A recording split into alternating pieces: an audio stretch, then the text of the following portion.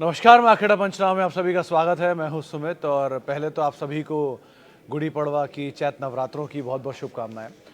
और आज मार्केट वैसे फर्स्ट हाफ में बेटर था, अच्छी तेज़ी थी फर्स्ट हाफ में, लेकिन स्लोली एंड स्टेडली वो तेज़ी फिजल आउट हुई और जो बढ़िया बढ़त पहले हाफ में बाजार ने बनाई थी वो सेकेंड हाफ तक फिजल आउट हो गई। फर्स्ट हाफ में निफ्टी तेज़ी में था, निफ्टी बैंक का सपोर्ट था पूरी तरह से। सेकेंड हाफ तक आते थे निफ्टी बैंक का सपोर्ट भी बहुत कम रह गया और निफ्टी लाल निशान चला गया। Mid cap index, small cap index में जो फर्स्ट हाफ की तेज़ी थी वो फिजल आउट हुई और लाल निशान में जाके मिड कैप बंद होता हुआ दिखाई पड़ा। लेकिन जो तेज़ी आज पहले हाफ से थी मेटल में, वो रही, मेंटेन रही। इंटेंसिटी थोड़ी कम हो गई लेकिन मेटल में खरीदारी रही। बैंक की तेज़ी एक समय पर 350-400 अंकों के आसपास की थी, वो 150 अंकों के आसपास की तेज़ी रह गई। मिड कैप इंडेक्स जो कि करीब करीब आधा % ऊपर था, वो 1/4% नीचे बंद हुआ। मेटल 1.25% ऊपर बंद हुए, आईटी फ्लैट टू पॉजिटिव बंद हुआ और बाकी अगर सेक्टर स्पेसिफिक देखा जाए तो बहुत ज़्यादा कोई फावक था नहीं आज। लगातार सेकेंड डे था जबकि बाजार खुल तेज रहा है लेकिन ऊपरी स्तरों से वापस बिकवाली आते हुए दिखाई पड़ रही है और सस्टेन नहीं कर पा रहा है बेसिकली। और बहुत ज़्यादा कोई फायरवर्क नहीं है, ना मिड कैप में ना स्मॉल कैप में। स्पेसिफिक एक्शंस थे तो आज पूरा दिन था मेटल का, तो Hindustan copper, SAIL, Tata steel, ये सब, JSPL, हिंडाल्को, यहाँ पे खरीदारी थी। आज सेलेक्टिव स्टॉक्स के अंदर अपमूव था, तो उसमें आप चाहे तो अदानी के 1-2 स्टॉक डाल लीजिए। अदानी विल्मर हुआ, अदानी ट्रांस हुआ, जहाँ थोड़ी बहुत खरीदारी थी, फ्लैट टू पॉजिटिव साइड पे कामकाज हो रहा था। लेकिन बाकी मार्केट्स में ऐसा कोई एक्शन था नहीं। कोरोमंडल चला हुआ था। शुगर लास्ट आवर में वो खबर आ गई इथेनॉल की शिफ्टिंग को लेकर कि और शुगर प्रोडक्शन यहाँ पे शिफ्ट किया जाएगा इथेनॉल के लिए, तो जो इथेनॉल सेंट्रिक कंपनी है वहाँ पे उछाल आया। आज ब्लॉक हुआ सुबह, तो ब्लॉक का इम्पैक्ट था एक्सिस में, ग्लैंड में, दोनों ही आज प्रेशर में कामकाज कर रहे थे लास्ट तक आते आते।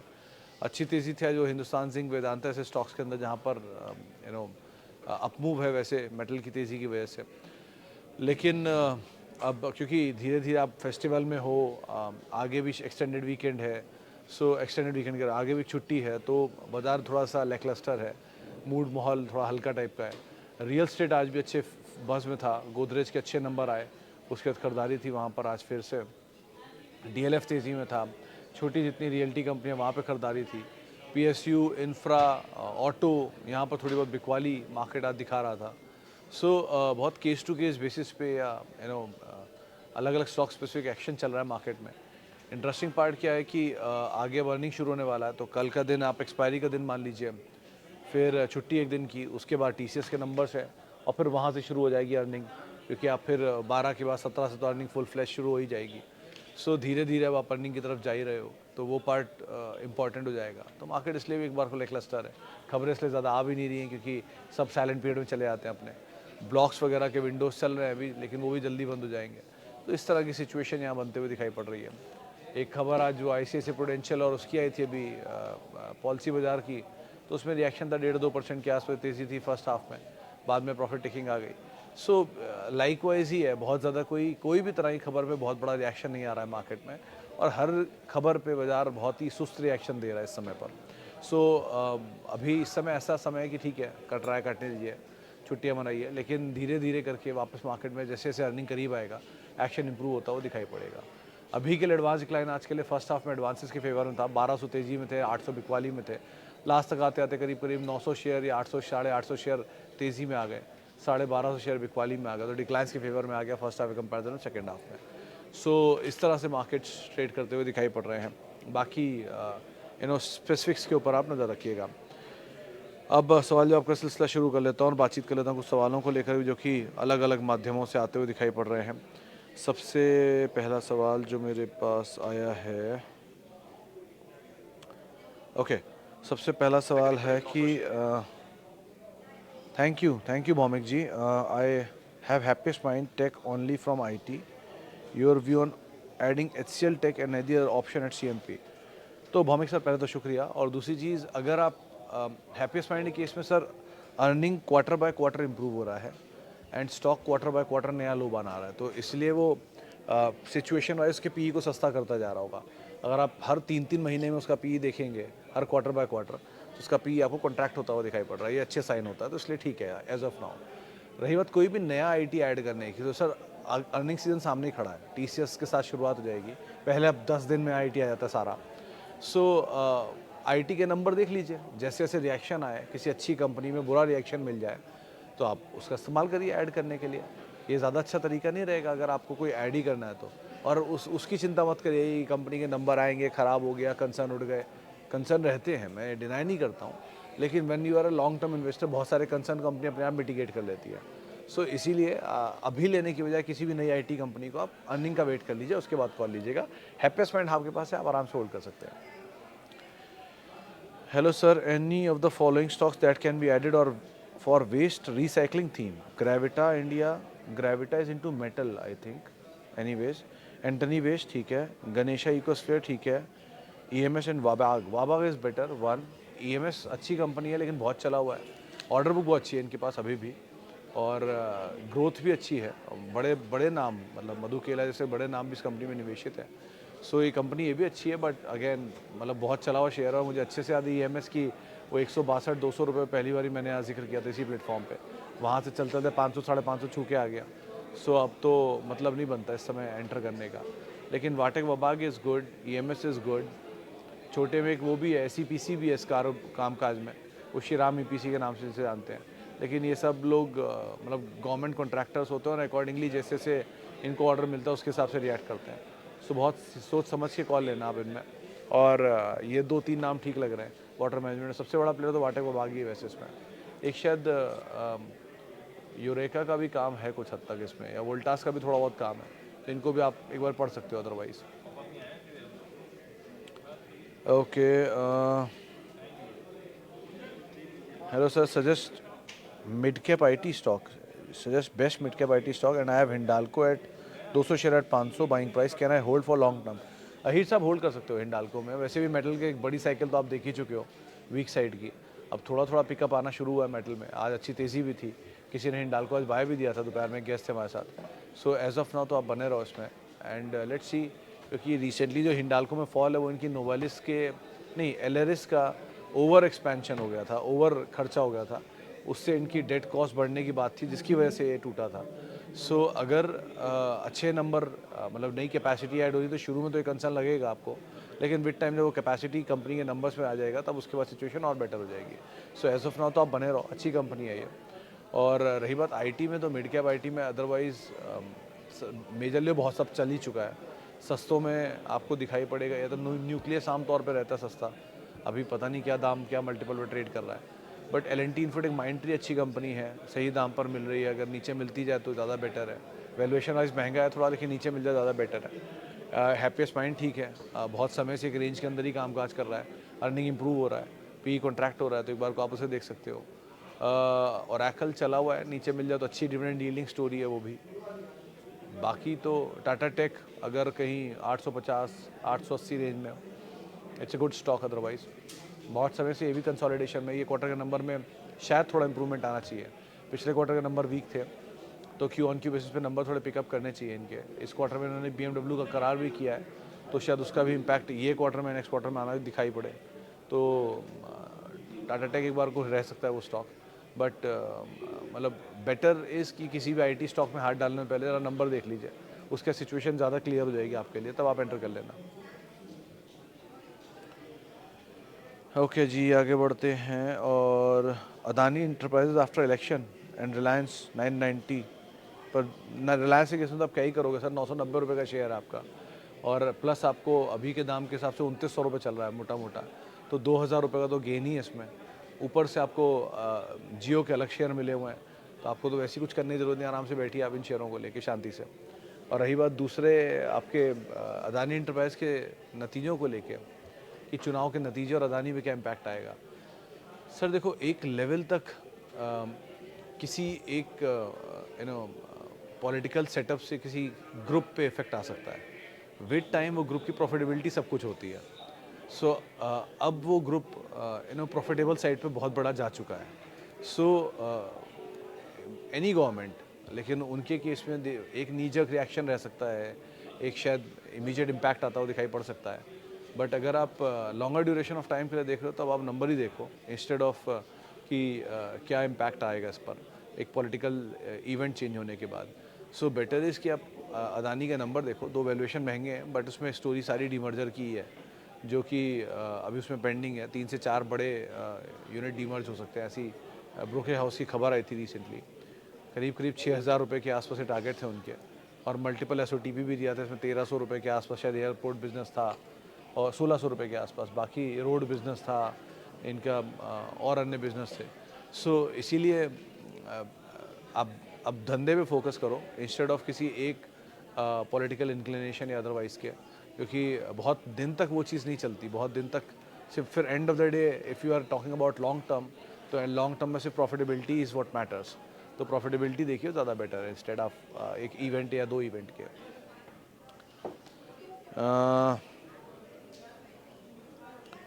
अदानी इंटरप्राइज हो गया।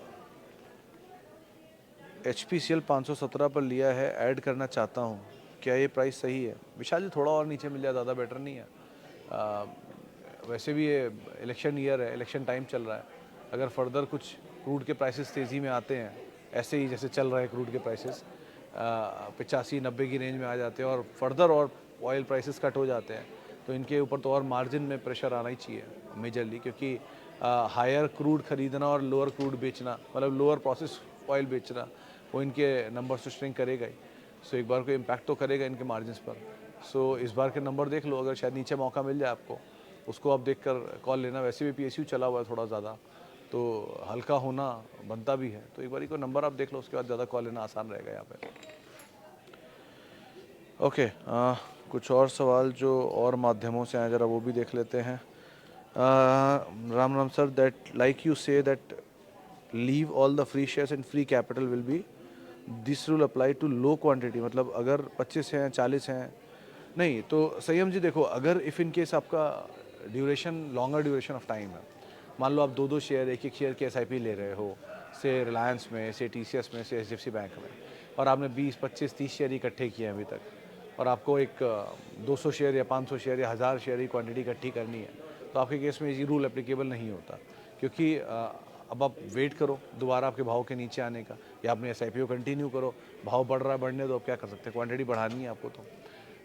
वरना आप A नहीं तो B of the good same quality, C of the same quality, इस तरह की कंपनियों में फिर शिफ्ट करो। कि अगर आपने से HDFC बैंक की आपकी SIP चल रही थी, देखिए आप इसको मल्टीपल SIP से मत जाओ, आप एक SIP की लेना शुरू करो। से एग्जांपल अब बजाज फाइनेंस आपको अच्छा लग रहा है, बजाज फाइनेंस की SIP करो, क्योंकि बजाज फाइनेंस ऑलरेडी बहुत रॉक बॉटम प्राइस पर आ चुका है, 6,400 उसका बहुत ही क्रूशल सपोर्ट है। तो यहाँ पर आपका जो चंक होगा वो बड़ा होगा, और धीरे धीरे वो चंक के छोटे छोटे हिस्से आप आगे अगर फर्दर गिरता है तो लोगे, वरना इसी दाम के आसपास आप ऐड करते रहोगे। 1,380 रुपये पर अगर आप सोच रहे थे कि HDFC बैंक की मैं SIP शुरू करूँ और 2-2 शेयर लेना शुरू करूँ, तो वो गलत होगा, कि अब यहाँ से HDFC बैंक चलना ही शुरू करेगा, ऊपर नीचे जाने की गुंजाइश कम है। तो जहाँ गुंजाइश कम होती है वहाँ पर एक बड़ा चंक डालो। अगर आपको लग रहा है कि कहाँ तक गुंजाइश मुझे नहीं पता है, तो ऑब्वियसली किसी को नहीं पता है गुंजाइश कहाँ तक रहेगी, लेकिन एक बहुत बड़ा जब स्ट्रेस्ड फॉल दिखा चुका है शेयर, और जैसे एशियन पेंट है बहुत समय से नहीं चला है, वहीं खड़ा है, तो अब यहाँ पर आप एशियन पेंट का बड़ा ही हिस्सा लोगे। अगर लोगे तो छोटे छोटे चंक्स में लेने का मतलब नहीं है, छोटे छोटे चंक आगे SIP के लिए रखो, कि एक एशियन पेंट का मैंने हिस्सा ले लिया 30% क्वांटिटी का, एंड विद टाइम में धीरे धीरे उसको ऐड करता रहूँगा। ये मेरा एक लॉजिक है उसमें। बट अदरवाइज़ के लिए अगर ऐसी क्वांटिटी आपने इकट्ठी कर ली है और छोटा चंक बन गया है और आपको बहुत अच्छा गेन आ रहा है, तो आप कुछ मत करो, होल्ड करो, कुछ और देखो ऐसा इसी तरह का जिसमें आप अच्छी क्वांटिटी डाल पाओ, या विद टाइम आपकी क्वांटिटी ज़्यादा बेटर हो। लेकिन इस तरह की क्वांटिटी के साथ आधा प्रॉफिट बुक करने को लॉजिक बनता नहीं है। जैसे वो भाई साहब के पास 900 रुपये के दाम पर 20 शेयर हैं रिलायंस के, उन्हें क्या ही बोलूँ प्रॉफिट बुक करने के लिए, ठीक है बैठे रहिए, 20 शेयरों में मार्जिन ऑफ सेफ्टी इतना है, तो आपको क्या ही फ़र्क पड़ेगा, आराम से होल्ड कर सकते हो आप। Sir please share your view on Apar industries and tube investment for next 1 year. देखो धर्मेंद्र सर, पहली बारी जब अपार इंडस्ट्री पे बात हुई तो इसी जगह पे यही सेम सेटअप पे बैठा था, 2,400 रुपये का दाम था मुझे जो याद है, वहाँ से वो अब चलता हुआ अपार इंडस्ट्री आज 7200-7600 रुपये पहुँच गया है। सो इस तरह की तेज़ी 3 गुना तो स्टॉक ऑलरेडी हो चुका है। इक्विटी बहुत छोटी है, मार्केट कैप अभी बहुत कम है इसकी, वैल्यूएशन महंगा है, एग्जॉर्बिटेंटली महंगा है, लेकिन अभी बाज़ार कुछ देख नहीं रहा है, तो तेज़ी दिखाई रहा है। इसमें आना चाहिए कोई ना कोई एडजस्टमेंट, आज नहीं तो कल बोनस या स्प्लिट का। तो अगर आपके पास है तो आप बने रहो, क्योंकि लो वॉल्यूम ट्रेड है, F&O में है नहीं, शेयर किसी के हाथ में है नहीं, तो चलता ही रहेगा ऐसे slow and study. And like wise tube investment भी, वहाँ पर भी कोई खास कंपनियाँ दोनों बहुत अच्छी हैं, ट्यूब भी और अपार भी, नीचे मिल जाए तो आप ऐड भी करो से आराम से, वो भी कोई रिस्क नहीं है ज़्यादा। बट क्योंकि ये दोनों ही एग्जॉर्बिटेंटली चले हैं तो थोड़ा सा कंसोलिडेशन में जा सकते हैं। सो आपके पास हैं, आप बने रहो। आप नया लेना चाहते हो तो keep an I over it कि कैसे ही नीचे आता है आप ऐड करो। या थोड़ा थोड़ा करके SIP में ऐड करते चले जाओ कि यहाँ से अगर नीचे मिले तो ऐड कर लो। और आपको अगर गेन बहुत अच्छा हो रहा है तो एटलीस्ट थोड़ा कैपिटल निकाल लो मुफ्त के शेयरों को, आप थ्रू आउट लाइफ भी होल्ड कर लो, कोई रिस्क नहीं है। कंपनियां दोनों अच्छी हैं, ग्रुप दोनों अच्छे हैं। बट अगेन एग्जॉर्बिटेंट गेन के आगे आपको कुछ कहना नहीं पड़ेगा। मतलब आप बहुत ज़्यादा जब गेन आ जाता है बाजार में तब थोड़ी घबराहट तो होती है। सो कितनी भी अच्छी कंपनी उसकी एक ना एक तो फेयर वैल्यू बनेगी ना, तो ये फेयर वैल्यू के ऊपर जा रहे हैं कहीं तो थोड़ा हल्का होना बनता भी है ना। ओके, आगे बढ़ते हैं। और सर इन्फोसिस को LTIM में स्विच करना चाहता हूँ। इन्फोसिस का बाइंग प्राइस है 1347 पर 60 शेयर है। तो हितेश जी, अगर आप निकलना चाहते हो या इसमें निवेश करना चाहते हो तो लॉजिक ये कहता है कि आप 60 शेयरों में से अगर आप पूरी तरह एग्जिट करना चाहते हो, दो खराबी इन्फोसिस में भी नहीं है। आज भी एक बड़ी रिपोर्ट आई थी bank of America Merrill Lynch की, उन्होंने इन्फोसिस में खरीदारी की राय दी है और बड़े टारगेट दिए हैं, और अभी भी इन्फोसिस अपने बायबैक प्राइस से नीचे है। सो खराबी यहाँ भी नहीं है। बट इफ़ इन केस आपको फिर भी स्विच करना है तो इसका तरीका ये हो सकता है कि आप 20 शेयर 60 में से निकाल दिए अपने, आप LTIM में बैठ गए, LTIM टूटने का वेट करो और इन्फोसिस के बढ़ने का वेट करो। जहाँ जहाँ पर फियर है वहाँ वहाँ पर ऐड करो, जहाँ जहाँ पर ग्रीड है वहाँ वहाँ पर बेचते चलो। जिस जिस दिन आपको बढ़िया दाम दिख रहा है, से इन्फोसिस के नंबर आए 4%, 6%, 8% की तेज़ी आ गई, मान लेते हैं, वो आपके लिए बहुत अच्छा दिन है माल बेचने का। और किसी फाइंडर्स में गिरावट आई तो ऐड करने का, लाइकवाइज। तो इस तरह के फियर का इस्तेमाल आप ऐड करने में करो और इस तरह के ग्रीड का इस्तेमाल आप माल बेचने के लिए करो, तो आपको शायद फिर भी ज़्यादा लॉजिकल गेंस आ पाएंगे। और वैसे भी खराबी दोनों में नहीं है, और अगर आप दोनों को अफोर्ड कर सकते हो तो आप थोड़ा थोड़ा LTIM ऐड करते चलो और इन्फोसिस को भी होल्ड करते रहो। ऐसा कोई हार्म नहीं है इसको होल्ड करने में। बट फिर भी आप निकलना चाहते हो तो किसी अच्छी तेज़ी का इस्तेमाल करके निकल सकते हो। सर नायका भी ऐड करूं क्या, होल्ड करूं, सॉरी। हितेश जी देखो, नंबर वाइज अगर देखें तो पिछले क्वार्टर के नंबर अच्छे थे, उससे पहले क्वार्टर के भी नंबर अच्छे थे, और इस बार का जो Q4 अपडेट आया वो भी अच्छा है। सो नंबर तो इनके इंप्रूव हो रहे हैं, Q on Q बेसिस पे नंबर में इंप्रूवमेंट है। बट एक ही कंसर्न है कि नंबर कितना भी इंप्रूव हो जाए कि इनकी वैल्यूएशन अभी बहुत महंगे हैं, क्योंकि ये आया था और बहुत महंगे वैल्यूएशन पर IPO लेके आया था, और उस महंगे वैल्यूएशन पर IPO के बावजूद उसने एक स्प्लिट या बोनस कुछ दिया था, स्प्लिट दिया था मेरे ख्याल से, और इक्विटी का साइज़ और अपना इसने एक्सपैंड कर लिया था, और अर्निंग और ज़्यादा इसकी सिचुएशन वाइज ख़राब हो गई। सो बेटर इसकी वैल्यूएशन मतलब और महंगा हो गया। सो बेटर इसकी अगर अर्निंग इंप्रूव होती रही और ये स्टॉक वहीं खड़ा रहा या नीचे जाता रहा तो एक बार को फिर भी जो हैप्पीएस्ट माइंडेड सिचुएशन बन रही है। लेकिन अदरवाइज़ के केस में आप अभी तो होल्ड करो and keep an I on numbers, और किसी भी दिन अच्छा कोई बढ़िया तेज़ी का मिले आपको नंबर, उसका इस्तेमाल करके आप निकल सकते हो। नई खरीद पोजीशन के लिए फॉल मिले तो वो ज़्यादा बेटर रहेगा। बट वैल्यूएशन महंगा है, इसलिए ऊपर के लेवल पे आपको बोल रहा हूँ कि थोड़ा थोड़ा कैपिटल निकालते चलना, क्योंकि कोई भी चीज़ कितनी भी अच्छी चीज़ क्यों ना हो, मतलब वो देश की सबसे अच्छी चीज़ क्यों ना हो, कहीं ना कहीं तो वो भी महंगी है। सो उस चीज़ को आप एटलीस्ट ध्यान रखना ताकि आपके पास कैपिटल रहे नीचे एंटर करने के लिए। Okay, L&T, infotech, Mindtree, Cyient और परसिस्टेंट। तो दीपक जी ज़्यादा बेटर तो L&T, इन्फोटेक, माइंडट्री है। विद टाइम जितना इतना नीचे आता जाएगा उतना बेटर होता जाएगा, क्योंकि निफ्टी का स्टॉक है 1, स्ट्रॉन्ग पेरेंटेज है 2, कंसोलिडेशन के बाद नीचे मिलना शुरू हो रहा है तो धीरे धीरे वो बेटर ही होगा ऑब्वियसली। लेकिन अभी क्योंकि वो बुरा लगेगा आपको, अभी शायद नहीं चले बहुत समय तक, अभी शायद इधर ही घूमता रहे 200 रुपये ऊपर 400 रुपये नीचे, तो इसलिए एक बार को शायद ऑड भी लगे, लेकिन सिचुएशन वाइज बेटर वही है। साइंट केस में अभी हाई काटा है कुछ दिन पहले, और परसिस्टेंट ने भी अभी हाई काटा है कुछ दिन पहले। सो इसलिए एक बार को उनको आप अभी के लिए अवॉइड करो, ज़्यादा बेटर है। जहाँ पर वो है डर्थ सिचुएशन है, जहाँ सिचुएशन उतनी अच्छी नहीं है, उनको पहली प्रेफरेंस दीजिए, वो ज़्यादा बेटर रहेगा आपके लिए। जो ऑलरेडी बहुत फैंसी हैं, बिरला सॉफ्ट, KPIT, टाटा एलेक्सी, परसिस्टेंट, कोफोर्ज, ये ऑलरेडी बढ़िया चले, जेंसार टेक्नोलॉजीज़, ये सब अच्छे चले हैं, तो ये आप होल्ड तो फिर भी कर सकते हो, लेकिन नई खरीदारी के लिए इनमें आपको नीचे वेट करना पड़ेगा।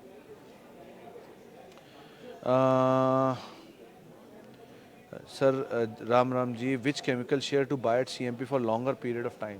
देखो, इनग्रेविया ठीक था, जुबिलेंट इनग्रेविया, दीपक ठीक है, दीपक नाइट्राइट, SRF ठीक है, रिस्की ट्रेडर्स के लिए यूपीएल भी ठीक है, पीआई इंडस्ट्री ठीक है। ये कुछ नाम अच्छे हैं जिनको आप लॉन्गर ड्यूरेशन ऑफ टाइम के लिए होल्ड कर सकते हो। इसमें सबसे स्पेसिफिक अगर और स्पेसिफिक होना तो दीपक एंड पीआई, ये दो नाम बढ़िया हैं। और पीआई बस क्योंकि बहुत बड़ा मल्टीप्लाई कर रहा है तो थोड़ा घबराहट होता है उसमें, लेकिन फिर भी Deepak and PI are looking comfortably good. Jubilant भी ठीक है लेकिन वो मोमेंटम पर चलता है ज़्यादा, तो ट्रेडर के लिए ज़्यादा डिलाइट है, मीडियम टर्म के लिए ज़्यादा बेटर है।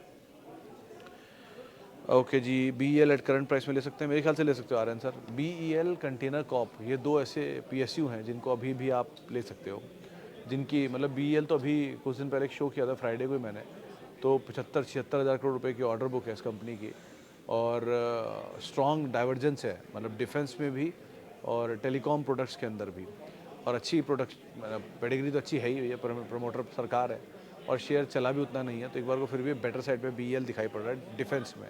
और रेलवेज़ में या कंटेनर कॉप में भी बड़ी स्टोरी अनफोल्ड हो सकती है लैंड पार्सल को लेके और एक डीमर्जर को लेके, और प्लस ये डेडिकेटेड फ्रेट कॉरिडोर का भी एक बड़ा बेनिफिशियरी है और इस बिज़नेस में इकलौती कंपनी भी है, सो मतलब लार्जेस्ट प्लेयर्स में, तो इसीलिए एक बार वो कंटेनर कॉप अच्छी स्टोरी लग रही है। आप इन दोनों को देख सकते हो आप।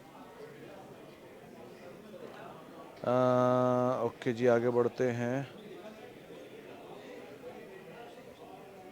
Hello Sumit ji, please suggest if fresh buying can be done in power PSU like NTPC, Power Grid, PFC. I am holding Tata Power. तो टाटा पावर तो आप होल्ड ही रखो दुबे जी। पावर PSU में एक NTPC एक बार को आप जा सकते हो क्योंकि वहाँ पर IPO आने की बातचीत है ग्रीन एनर्जी की, तो वो एक ट्रिगर इसके लिए कामकाज कर रहा है जिसकी वजह से चल रहा है।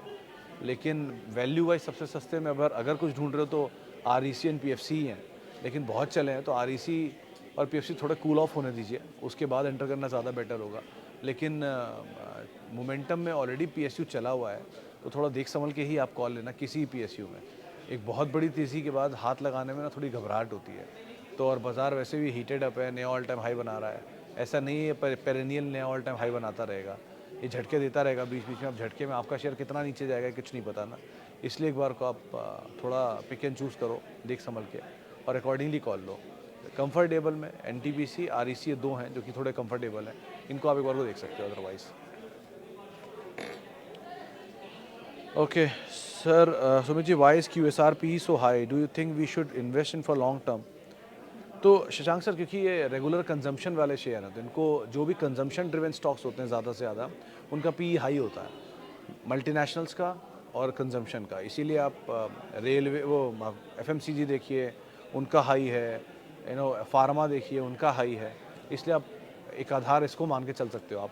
समय का भाव वरना आपसे और बात करता, अभी के लिए फ़िलहाल मैं यहीं समेटूंगा, आगे 5:30 बजे आपसे दोबारा मुलाकात करूँगा। आप मेरे साथ जुड़ सकते हैं @सुमित रिसर्च मेरा ट्विटर हैंडल है। किसी भी निवेश से पहले अपने वित्तीय सलाहकार की राय आप ज़रूर ले लें, और CNBC आवाज़ के YouTube, Facebook, Instagram पेजेस पे आप हमारे साथ जुड़ सकते हैं। नमस्कार।